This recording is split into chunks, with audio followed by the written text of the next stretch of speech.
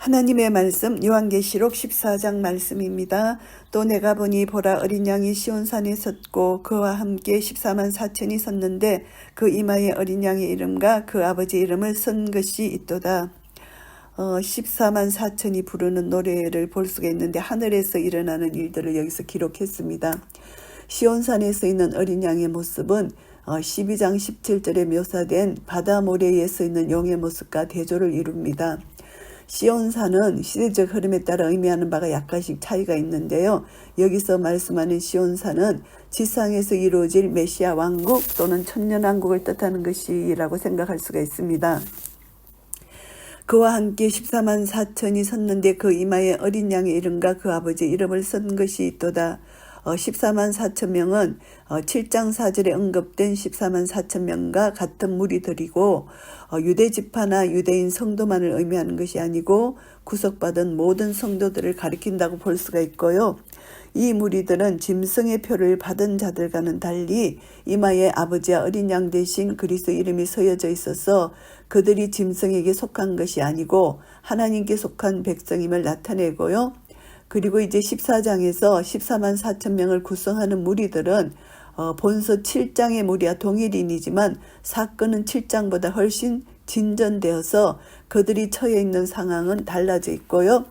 7장에서는 하나님의 모든 백성들이 하나님으로부터 인치심을 받았고 순교당한 무리들이 하늘에서 하나님을 섬기고 있는 장면이 기록되어 있는 반면에 이 14장에서는 구속받은 모든 성도들이 이 땅의 종말론적인 나라에서 부활해서 어린 양과 함께 있는 것을 나타내고요.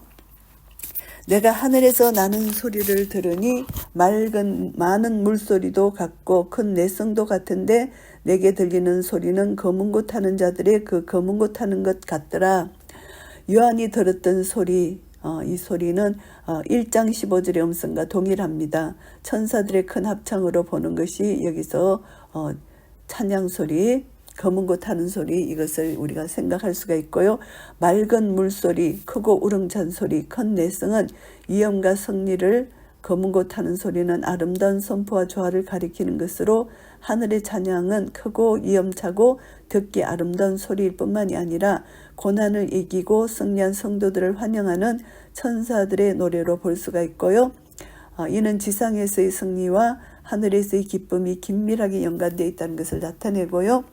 저희가 보좌와 내 생물과 장로들 앞에서 새 노래를 부르니 땅에서 구속함을 얻은 14만 4천인 밖에는 능히 이 노래를 배울 자가 없더라. 새 노래는 5장 9절의 새 노래와 병행을 이루는데요.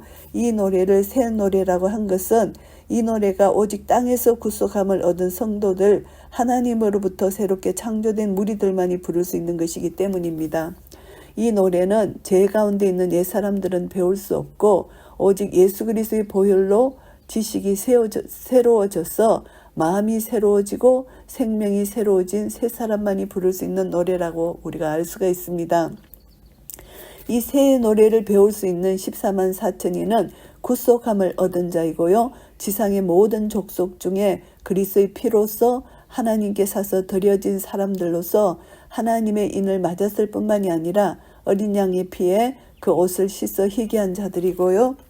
이 사람들은 여자로 더불어 더럽히지 아니하고 정절이 있는 자라 어린 양이 어디로 인도하든지 따라가는 자며 사람 가운데서 구속을 받아 처음 익은 열매로 하나님과 어린 양에게 속한 자들이니 여자로 더불어 더럽히지 아니하는 정절을 지키는 것이 무엇을 의미하는 것에 대해서 견해가 있지만 하나님과 어린 양에 대한 신앙의 정절을 지켜서 우상 숭배와 배교하지 않는 자를 가리킨다고 우리가 알 수가 있고요. 성경에서는 하나님과 백성 간의 관계를 흔히 남녀 관계로 비유하고 있잖아요. 구약에서는 이스라엘을 순결한 처녀로, 신약에서는 교회를 그리스도의 정결한 신부로 묘사하고 있기 때문에 이렇게 우리가 해석할 수가 있고요. 어린 양이 어디로 인도하든지 따라가는 자며 사람 가운데서 구속을 받아 처음 익은 열매로 하나님과 어린 양에게 속한 자들이니 따라가는 자는 마가복음 8장 34절을 연상시킵니다. 지상에서 생활하셨던 그리스도의 삶과 가르침을 따르는 자를 나타내고요. 14만 4천 명의 무리가 순교에 이르기까지 그리스도를 따라간다는 것입니다. 처음 익은 열매는 구약 성경에서 일반적으로 성물을 의미하고 신약 성경에서는 주로 하나님께 바쳐지는 첫 수확물을 뜻하고요. 이는 자신을 하나님께 온전히 드림으로 말미암아 세상으로부터 구별되어 하나님께 속하게 된 것을 나타내고요. 그 입에 거짓말이 없고 흠이 없는 자들이더라. 새 예루살렘 성에 참여하지 못하고 영원한 유황 불못에 던져져서 둘째 사망에 참여하는 자들 중에는 거짓말을 좋아하며 지어낸 자들이 있습니다. 22장 15절 말씀에 보면은 반면에 이제 본문의 14만 4천은 거짓말이 없고 흠이 없는 자들입니다. 이는 스바랴서 3장 13절 말씀을 반영한 것이고 그들이 흠이 없는 자, 즉 생활이 정결한 자이고 지상에 있는 동안 죄악으로부터 자신을 지켜서 더러움에 물들지 않고 순결을 간직한 자들이다. 이것을 알 수가 있고요. 또 보니 다른 천사가 공중에 날아가는데 땅에 거하는 자들 곧 여러 나라와 족속과 방언과 백성에게 전할 영원한 복음을 가졌더라. 8장 13절에서 독수리가 공중에 날아가면서 큰 소리로 땅에 거하는 자들에게 화를 선포하는 것과 유사하게 본절에서 천사가 공중에 날아가면서 큰 음성으로 복음을 선포합니다. 7절 말씀에 보면은 그래서 이 복음은 이제 본세면 이곳에 나타나는데요. 그리스도의 은혜를 알리는 복음이 아니고 7절에서 언급된 대로 창조주 하나님을 두려워하며 영광을 돌리고 그의 심판을 알리는 내용이라고 합니다. 그래서 천사는 유일하신 참 하나님을 인정할 것을 불신자들에게 선포하는 것, 영원한 복음이 이제 나옵니다. 7절에서 그가 큰 음성으로 가로되 하나님을 두려워하며 그에게 영광을 돌리라. 이는 그의 심판하실 시간이 이르렀음이니 하늘과 땅과 바다와 물들의 근원을 만드신 이를 경배하라 하더라. 이 영원한 복음이 큰 음성으로 말하는 모든 사람이 듣고 경외함을 느낄 수 있도록 큰 음성을 말합니다.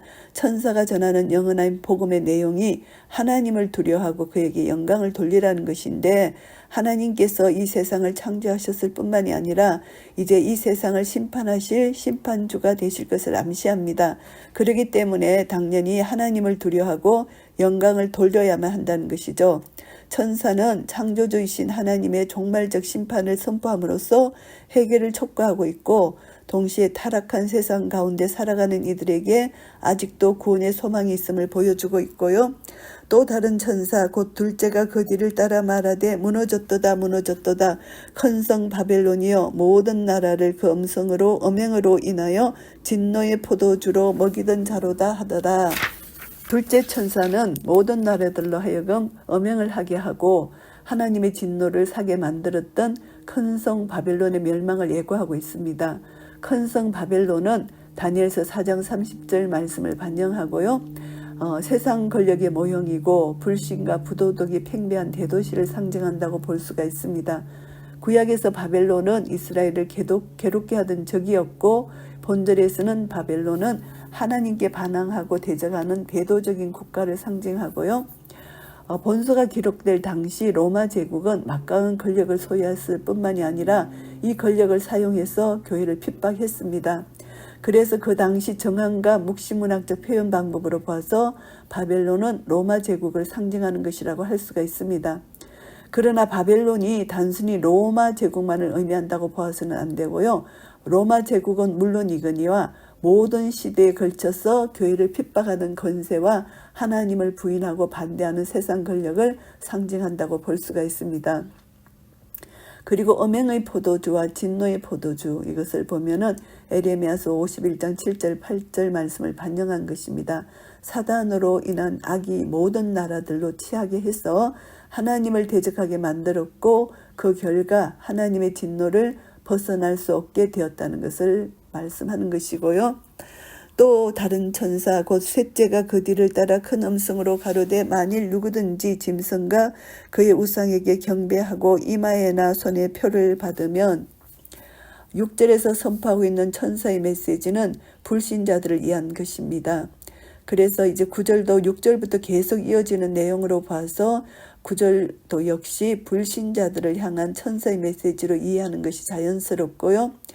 만일 누구든지 짐승과 그의 우상에게 경배하기를 계속하면이란 이 의미는 7절에서 세상을 심판하실 창조주 하나님을 두려워하고 그에게 경배하라는 천사의 선포를 들었음에도 불구하고 계속해서 짐승과 우상에게 경배하는 경우를 나타냅니다. 불신자들이 짐승에게 경배한 경험이 있다 할지라도 회개와 믿음으로 천사가 전하는 용서와 구원의 영원한 복음을 받아들일 경우는 그들은 구원을 받을 수 있다 이 말씀을 하시는 것이고요. 그러나 끝까지 하나님의 부르심을 거부하고 짐승에게 경배할 경우는 하나님의 진노의 포도주를 마시게 될 것이다 이것을 말씀합니다. 그도 하나님의 진노의 포도주를 마시리니 그 진노의 잔에 섞인 것이 없이 부은 포도주라. 거룩한 천사들 앞과 어린 양 앞에서 불과 유황으로 고난을 받으리니. 하나님의 진노를 상징하는 포도주 잔은 구약 성경에서 자주 나타나는 표현입니다. 섞인 것이 없이 부은 포도주, 이것은 물을 섞지 않는 순수한 포도주, 독주에 해당할 만큼 그 농도가 짙어서 사람들이 그것을 마시게 되면 금방 취하게 된다는 것이죠. 그러니까 마찬가지로 하나님의 진노는 매우 맹렬해서 한번 당하면 도저히 회복할 수 없을 정도라는 것입니다. 하나님은 그러한 파괴력으로 범죄한 인간을 엄하게 심판하시고요. 하나님의 진노로 번역된 이것은 이제 두 개의 단어가 있는데 진노 또 다른 것은 하나님의 진노 엄중하고 공의로움 이것을 우리가 생각할 수가 있습니다. 거룩한 천사들 앞과 어린 양 앞에서 불과 유황으로 고난을 받는다. 불과 유황으로 고난을 받는다는 말은 하나님을 믿지 않고 짐승에게 경배하였던 자들에게 내려질 마지막 심판을 가리킵니다. 이것은 짐승과 거짓 선지자들이 받을 형벌이라고 볼 수가 있고요. 그 고난의 연기가 세세토록 올라가리로다. 짐승과 그의 우상에게 경배하고 그 이름의 표를 받는 자는 누구든지 밤낮 쉼을 얻지 못하리라 하더라. 쉼을 얻지 못하리라 이 말은 13절에서 성도들이 수고를 거치고 쉰다는 말과 대조를 이루습니다. 이것은 그들의 고난의 연기가 세세토록 올라간다는 것과 연결된 표현이고요. 그들이 지옥에서 당하는 고통이 영원한 것임을 시사합니다. 영원한 지옥 형벌에 관한 것 이제 기독교의 교리라고 볼 수가 있죠. 배교한 자들은 영원한 형벌에 처해진다. 예수님의 가르침과 맞는 것입니다. 하나님 뜻과 사랑을 저버린 자에게 받게 될 고통입니다. 지옥이죠. 그래서 독생자 예수 그리스도를 죽이시면서까지 인간들의 죄를 용서하신 하나님의 사랑을 의도적으로 배척한 자들의 죄는 영원한 형벌에 처해져야 함을 예수님께서 친히 말씀하셨습니다. 그래서 하나님을 대적하고 짐승을 경배하고 그를 끝까지 따라간 자들에게는 하나님의 진노는 영원한 것이라는 거, 당연한 것이라는 거 우리가 알 수가 있고요. 성도들의 인내가 여기 있나니 저희는 하나님의 계명과 예수 믿음을 지키는 자니라.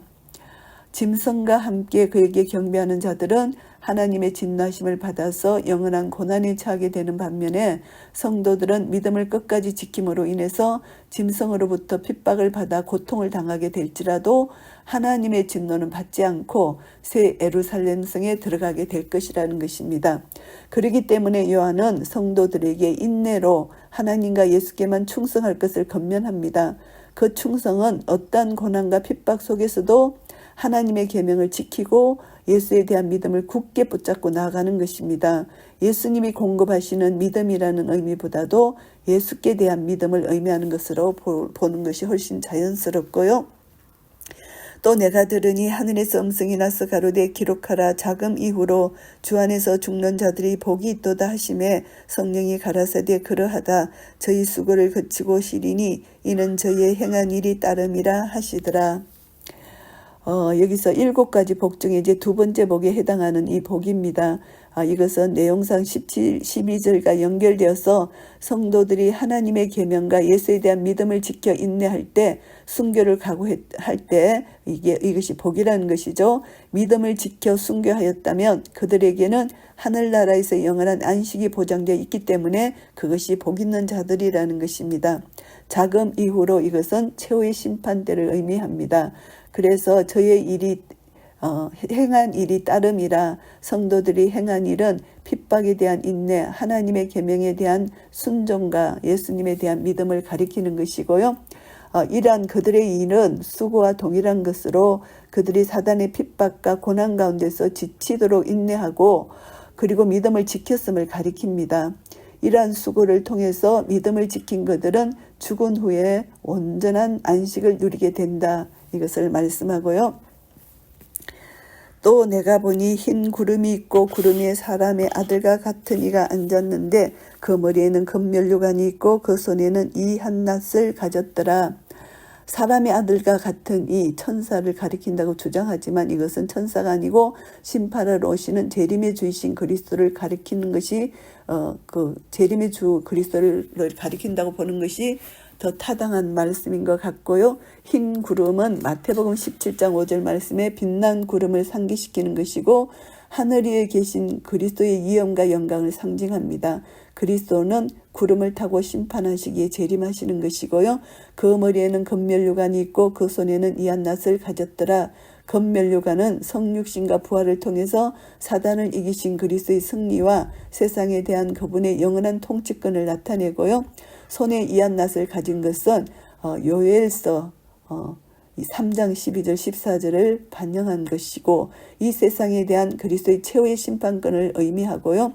성육신과 부활로 사탄에게 승리를 거두시고 복음을 선포하신 그리스도께서는 이제 세상에 대한 종말적인 심판을 통해서 추수하시려 재림하신다는 것입니다. 또 다른 천사가 성전으로부터 나와 구름 위에 앉은 이를 향하여 큰 음성으로 외쳐 가로되 내 낫을 휘둘러 거두라. 거둘 때가 이르러 땅의 곡식이 다 익었음이로다 하니 다른 천사 7장 2절 8장 3절 14장 6절 성전으로부터 나옵니다. 여기서 성전은 하나님의 거룩한 제단을 의미하는 것으로서 추수에 대한 명령이 하나님으로부터 비롯됐다는 것을 말씀하고요. 또 다른 천사는 하나님의 명령을 전달하는 역할만을 수행하고 있습니다. 그래서 본문에 나타난 추수 비유는 성경에서 하나님의 심판을 의미합니다. 구약 성경에서 바벨론은 이제 심판할 때 사용되고 신약 성경에서는 예수님께서도 최후의 심판을 추수 비유로 들어 말씀하십니다. 그래서 추수 비유가 하나님의 심판을 뜻한다 할지라도 본절에서는 불신자들에 대한 심판을 나타내는 것이 아니고 세상에서 하나님께서 택하신 성도들을 모으는 것, 백성의 구원을 묘사하고 있고요. 불신자들의 임할 하나님의 심판은 포도수확 비유로 묘사됩니다. 17절에서 19절 말씀요. 구름이 앉으시니가 낯을 땅에 휘두름에 곡식이 거두어지니라. 예수 그리스도께서는 천사들을 부려서 일을 하실 수도 있지만 성도들을 거둬들이는 일을 친히 하시는 것이고요. 또 다른 천사가 하나님 있는 성전에서 나오는데 또한 이한낫을 가졌더라. 성도들의 수확은 그리스도께서 친히 하십니다. 그러나 하나님을 대적하고 악을 행한 불신자들에 대한 심판은 천사가 수행하게 되고요.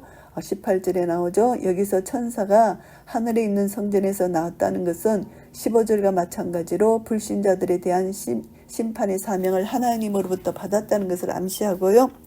또 불을 다스리는 다른 천사가 제단으로부터 나와 이한낫 가진 자를 향하여 큰 음성으로 불러 가로되 내 이 한낫을 휘둘러 땅의 포도송이를 거두라. 그 포도가 익었느니라 하더라. 또 다른 천사가 제단으로부터 나오는데 이 제단은 6장 9절과 8장 3절 5절의 기록으로 봐서 의인의 기도와 관련되어 있음을 알 수 있습니다. 이것은 핍박받는 성도들의 기도가 응답되어서 그 최종적인 결과로 하나님의 마지막 심판이 일어남을 암시하고요. 여기서 언급된 천사는 8장 3절에서 5절에 기록된 대로 향로에 이제 단위에 불을 담아서 땅에 솟는 천사와 동일한 천사인 듯 하고요. 불이 신약에서 심판을 상징한 것으로 보아서 불 가진 천사는 아마도 심판을 유도하는 듯 하고요. 이 한낫 가진 자를 향하여 큰 음성으로 불러 가로되 내 이 한낫을 휘둘러 땅의 포도송이를 거두라. 그 포도가 익었느니라 하더라. 포도를 추수한다는 것은 성경에서 심판을 뜻하는 것으로 나타납니다. 이사야서 63장 2절 3절이고요. 요엘서 3장 13절 말씀입니다. 여기서 포도가 익었느니라는 것은 악한 자들의 불신과 죄악이 절정에 달하였고 성도들의 부르짖음이 하나님께 상달되어서 신원의 때인 최후의 심판이 임박했다는 것을 시사하는 말씀이고요. 천사가 낯을 땅에 휘둘러 땅에 포도를 거두어 하나님의 진노의 큰 포도주 틀에 던짐에 땅의 포도는 하나님을 거부하고 대적하며 짐승과 사단을 추종하는 모든 불신자들을 지칭합니다. 이러한 포도는 수확의 때에 하나님의 진노의 포도주 틀에 던져지게 되고요. 수확된 포도를 포도주 틀에 넣고 포도즙을 짜는 행위는 성경에서 하나님이 대적에게 맹렬하신 진노를 바라시는 것을 비유하고 있습니다. 그래서 짐승과 사단의 추종자들이 이 땅에서 성도들을 무참히 핍박하여 피를 흘리게 했듯이 그들도 하나님의 혹독한 심판을 당할 것이다. 이것을 시사하는 말씀이고요. 성 밖에서 그 틀이 밟히니 틀에서 피가 나서 말굴레까지 닿았고 1600 스다디온에 퍼졌더라. 하나님의 성 새 예루살렘 성을 뜻합니다. 상징적인 의미로서 하나님의 성은 구원받은 성도들의 무리가 거하는 곳을 가리키고 성 밖에서라는 이 말은 구속받은 성도의 무리에 들지 못하고 멸망 가운데 처하였음을 나타냅니다. 그래서 이제 이 피가 그들의 악인이 당할 극심한 고통, 이 피가 1600 스다디온에 퍼졌다. 이 말은 320km에 해당하는 1600 스타디온만큼 대적자들의 피가 흘러서 하나님의 심판이 엄중함을 의미하고요. 동시에 땅의 수인 4의 제곱에 완전 수인 10의 세제곱이 곱해지는 것으로 봐서 하나님의 심판이 하나도 예외 없이 전 세계의 성 밖에 있는 모든 이에게 미치게 됨을 시사하는 말씀입니다. 요한계시록 14장 말씀을 정리하겠습니다. 종말이 가까우면서 성도들에게 닥칠 극심한 환난과 희생을 살펴봅니다. 그래서 14장에 보면은 온갖 핍박과 고난 가운데 놓인 성도들에게 장차 있을 하나님의 공의로운 심판을 미리에 계시해 보여줌으로써 그들을 위로하고 격려하는 내용입니다. 그래서 짐승의 표받기를 거절하다가 죽임을 당한 신실한 성도들이 받을 상급과 짐승을 경배하는 자들이 받을 최후의 심판에 대한 예언적 선포의 말씀입니다. 1절부터 5절까지는 14만 4천 성도입니다. 13장과 관련이 있다면은 13장에서 짐승의 표를 가진 자가 언급됐잖아요. 그래서 이제 14장에서는 어린 양의 입맞은 자를 논하고 있습니다. 14장으로 인해서 13장으로 인해서 유축되어 있는 이제 독자들에게 소망을 주기 위한 것입니다. 14만 4천이 찬미를 합니다. 새 노래로 14만 4천의 새 노래 찬미. 이것은 7장 4절의 14만 4천명과 같은 무리들로서 단순히 유대 지파 유대인 성도들만이 아니라 구속받은 모든 성도들을 총칭한 완성된 교회를 가리킨다고 볼 수가 있고요. 그래서 그들이 짐승에게 속한 자들이 아니고 하나님께 속해 있음을 알 수가 있고요. 그 이마에 어린 양의 이름과 그 아버지 이름이 선 것이 있다고 이렇게 1절에서 말씀하고 있습니다. 성도들은 하나님의 소유된 백성으로서 영원히 보호받는다는 사실을 깨닫고 크다란 위로와 확신을 얻게 되는 것이고요.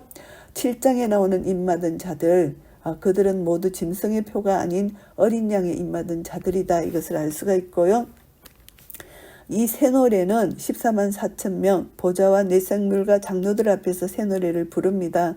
새 노래는 구속받은 하나님의 백성들이 그 보좌 앞에서 부르는 것이고 이 노래를 배우고 부를 수 있는 자는 어린 양과 하나님의 이름이 그 이마에 새겨져 있는 14만 4천 명의 성도들 뿐이고요.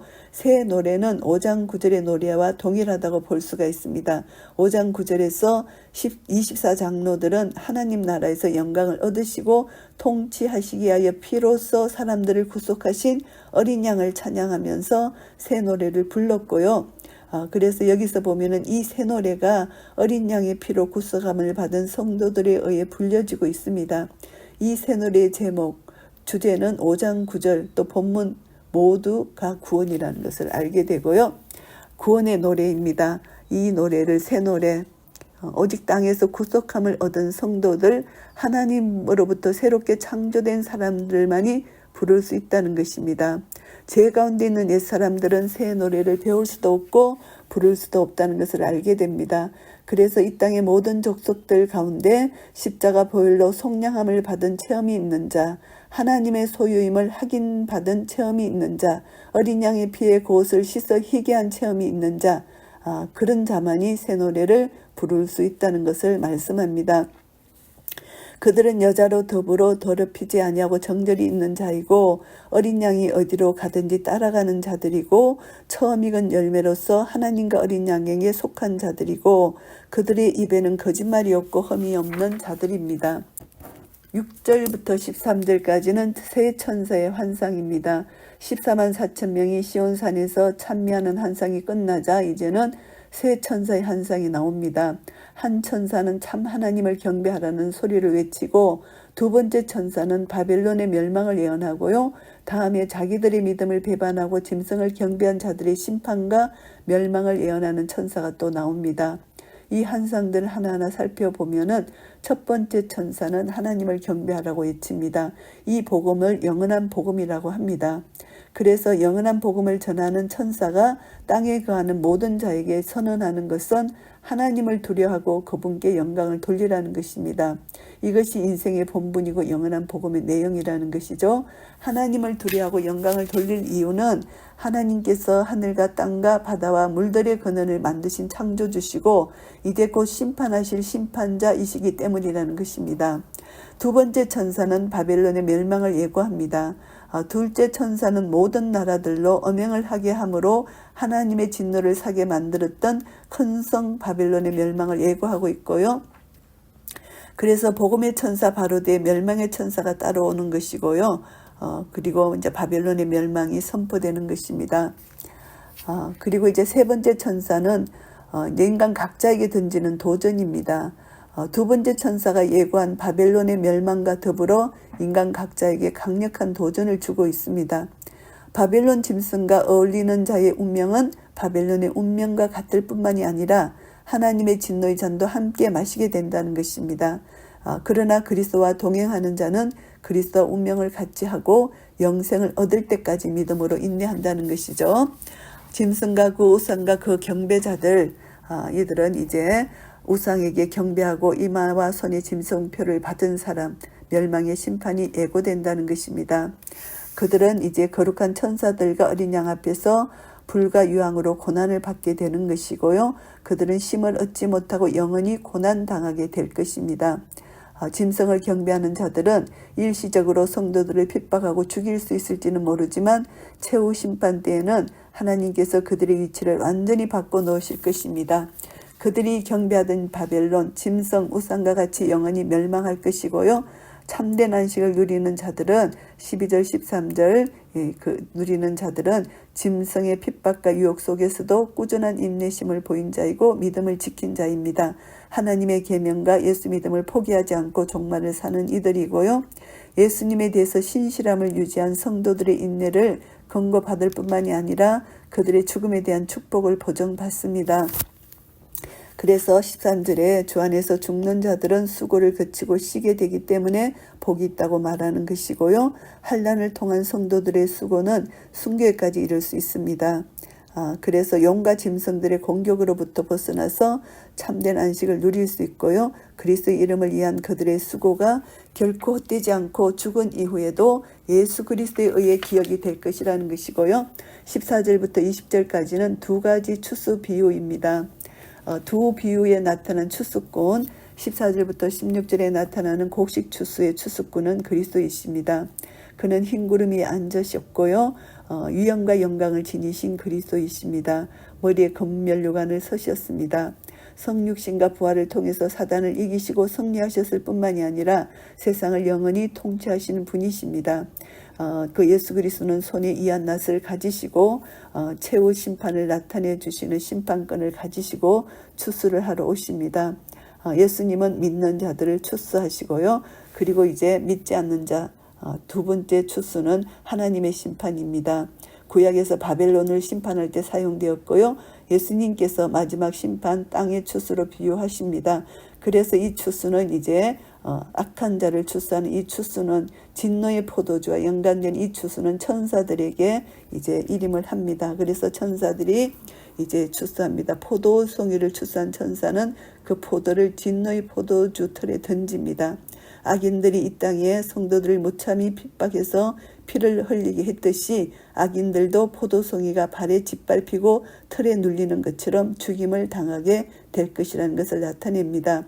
악인이 당할 최후를 예고해 준과 동시에 땅에서 온갖 고난을 당하고 있는 성도들을 격려하고 위로하는 목적으로 14장 말씀을 기록한 것이고요. 이 악인들은 추수 후에 틀에 밟혀서 그 피가 성박 1600 스타디온에 퍼지게 된다고 말씀합니다. 그래서 결국은 우리 성도들은 믿지 않는 사람들에게 임할 하나님의 완벽하고 엄청난 진노를 생각하고 그들을 구원하여 그리스도께 인도하기 위해서 항상 노력해야 되고요. 우리는 구원받은 기쁨과 감격 속에 하나님 안에서 새 노래를 부르며 언젠가 주님 앞에 섰을 때 착하고 충성된 종아 잘했다 칭찬받고 우리는 이 땅에서 어린 양의 피와 예수 그리스도의 이름을 전가함으로 인하여 순교당하여 결국은 새 노래로 영원토록 주님을 찬양하는 그날을 소망하며 끝까지 믿음으로 승리하시는 한 분 한 분 되시기를 예수 그리스도 이름으로 축복합니다. 아멘.